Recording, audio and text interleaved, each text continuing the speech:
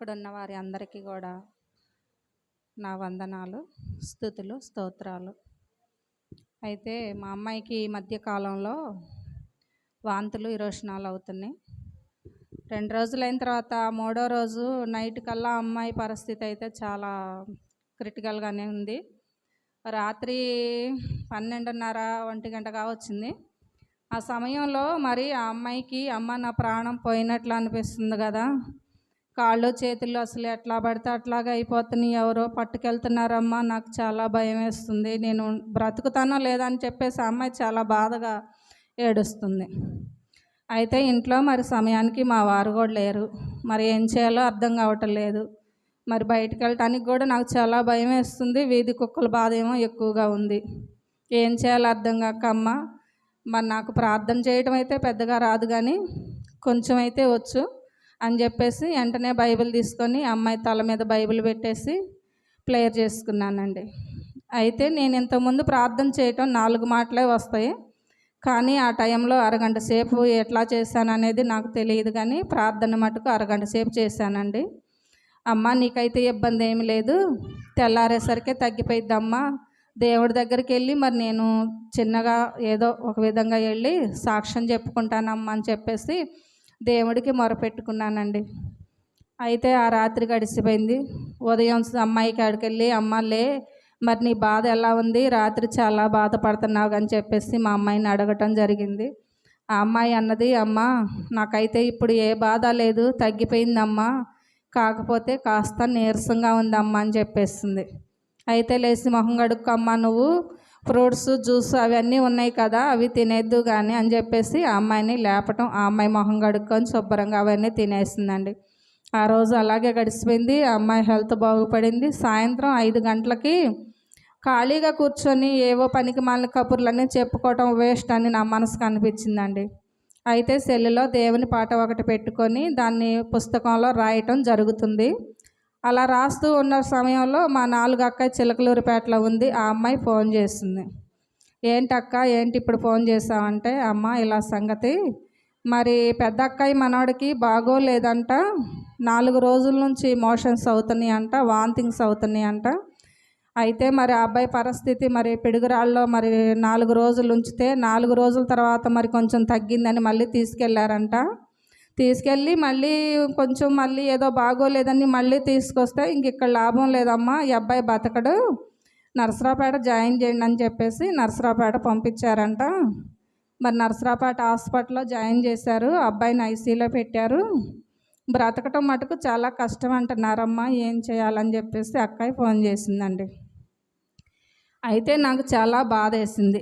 అక్క మరి ఏం చేయాలో నాకు కూడా అర్థం కావటం లేదు కదా, సరే రేపు ఉదయాన నేను వచ్చి ఆ అబ్బాయి పరిస్థితి ఎలా ఉందో చూస్తానని చెప్పేసి ఆ రోజు సాయంత్రం మా వారు వచ్చిన తర్వాత చెప్పేసి తెల్లారి ఉదయం నేను మా వారు హాస్పిటల్కి వెళ్ళాం నరసరావుపేట.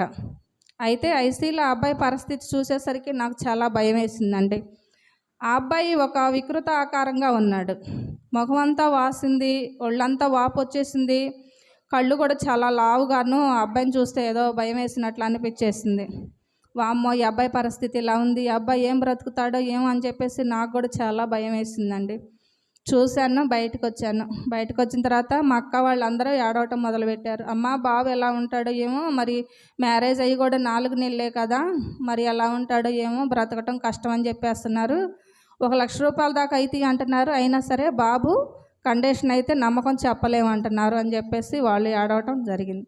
అయితే నేను ఒక మాట అన్నానండి, అక్క మీరు ఎవ్వరు ఏడవద్దు, మరి నేనైతే మరి మా ఊర్లో చర్చి ఉంది, అక్కడికి వెళ్ళి నేను మరి అబ్బాయికి తగ్గాలని ప్రార్థన చేయించి మరి సాక్ష్యం కూడా చెప్పుకుంటాను, అబ్బాయికి తగ్గిద్ది, ఇబ్బంది అయితే ఏమీ లేదు, నా మాట మీద మీకు నమ్మకం ఉంటే మీరు కూడా ప్రార్థన చేయండి అని చెప్పేసి నేను అన్నాను. అయితే నా మాటిని వాళ్ళు ఎక్కువ శాతం దుర్గాభవాని పూజ చేస్తారండి, అంకమ్మ దేవతను కొలుస్తారు. అయితే వాళ్ళు ప్రార్థన అంటే ఒక అడుగు వెనక్కేస్తారు.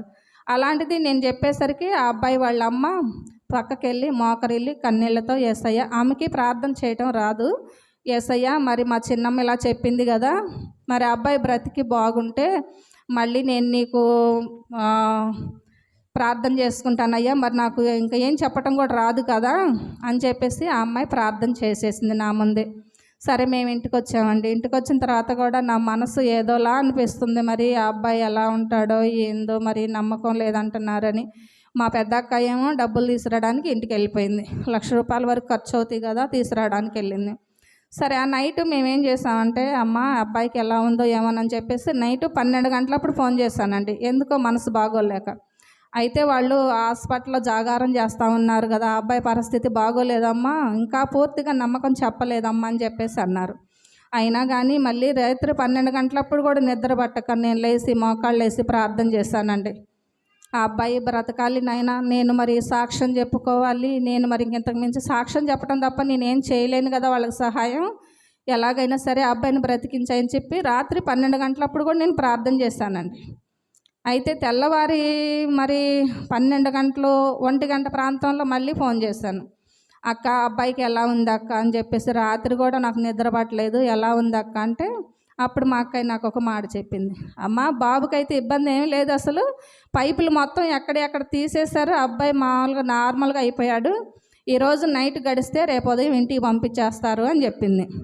చెప్పిన తర్వాత ఇంక మళ్ళీ ఆ రోజు కూడా వదిలేసి మళ్ళీ రెండో రోజు ఫోన్ చేశాను. అక్క బాబుకి ఎలా ఉంది అన్నాను. ఇబ్బంది ఏం లేదమ్మా, డిశ్చార్జ్ ఇచ్చేశారు, ఇంకా బాబుని ఇంటికి తీసుకెళ్ళమన్నారు అని చెప్పేసిందండి. దేవునికి మహిమ. దేవుడు ఎన్నో గొప్ప కార్యాలు చేస్తాడని నేను పూర్తిగా నమ్ముతున్నానండి. మరి ఇంతకు మించి ఏం చెప్పాలో నాకైతే బాగా తెలియదు. హల్లెలూయా.